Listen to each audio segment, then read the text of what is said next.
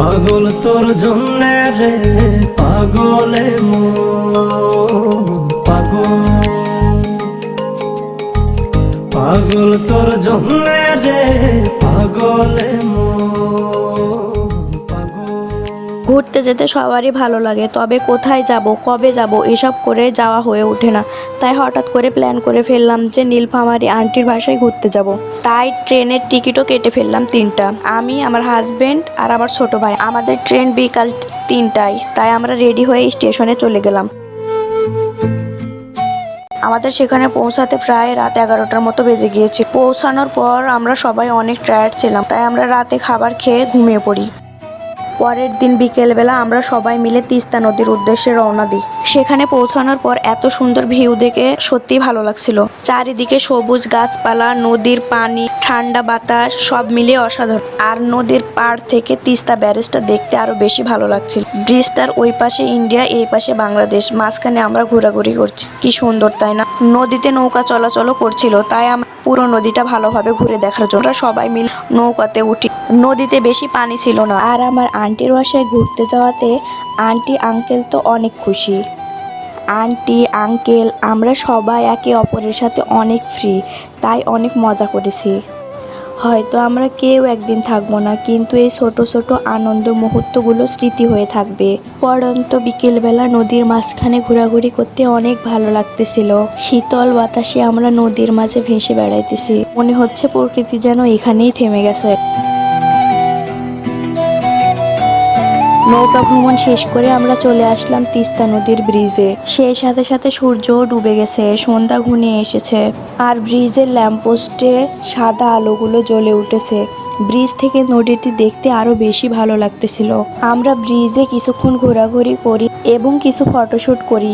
Photoshoot শেষ করে আমরা সেখানে আর বেশি দেরি না করে বাসায় আসার জন্য রওনা দেই। হয়তো সন্ধ্যার পর জায়গাটিতে আরো মনোরম পরিবেশ হতো, কিন্তু কি করার, আন্টির বাসা এখান থেকে অনেক দূরে হওয়াতে আমরা সেখানে আর বেশি দেরি না করে বাসায় চলে আসি। আন্টির বাসা থেকে তিস্তা নদী প্রায় 40 কিলোমিটার রাস্তার ব্যবধান।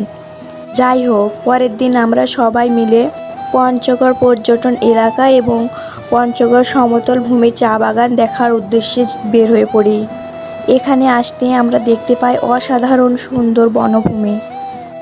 দেখে মনে হচ্ছে এ যেন এক গাছের সাম্রাজ্য। চারিদিকে যেদিকেই তাকায় শুধু গাছ আর গাছ। এখানে আসলে আপনার মন হাজারো খারাপ থাকলে অটোমেটিকলি ভালো হয়ে যাবে। এখানে একদিকে গাছের সাম্রাজ্য আর অন্যদিকে করতোয়া নদী। নদীতে যদিও পানি নেই, কিন্তু বর্ষাকালে আসলে আপনারা অসাধারণ কিছু মুহূর্ত পার করতে পারবেন এখানে। সাপ্তাহিক ছুটির দিনে এই জায়গাতে অনেক মানুষের সমাগম ঘটে। কি সুন্দর দেখতে গাছের সারিগুলো, তাই না? গাছের সারিগুলোর মধ্যে দিয়ে রাস্তা তৈরি করা হয়েছে। আপনারা চাইলে বাইক নিয়ে এসে পুরো জায়গাটি ভালোভাবে ঘুরে দেখতে পারেন।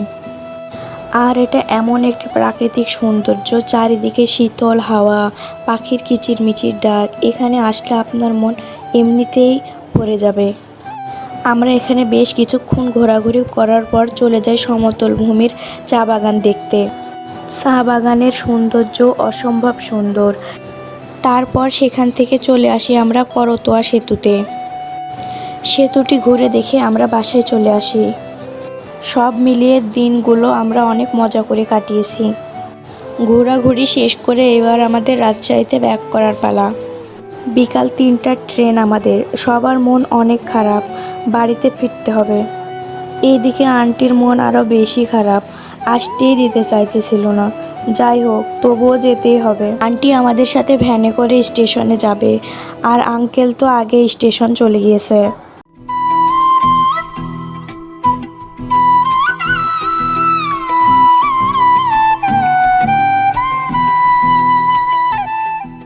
আমরা স্টেশনে ঢুকে গেলাম।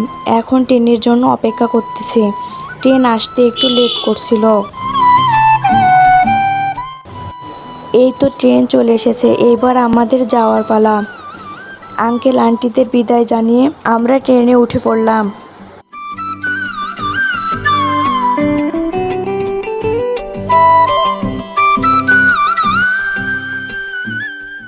অবশেষে আমরা প্রায় 8 ঘন্টা জার্নির পরে রাজশাহী স্টেশনে পৌঁছালাম।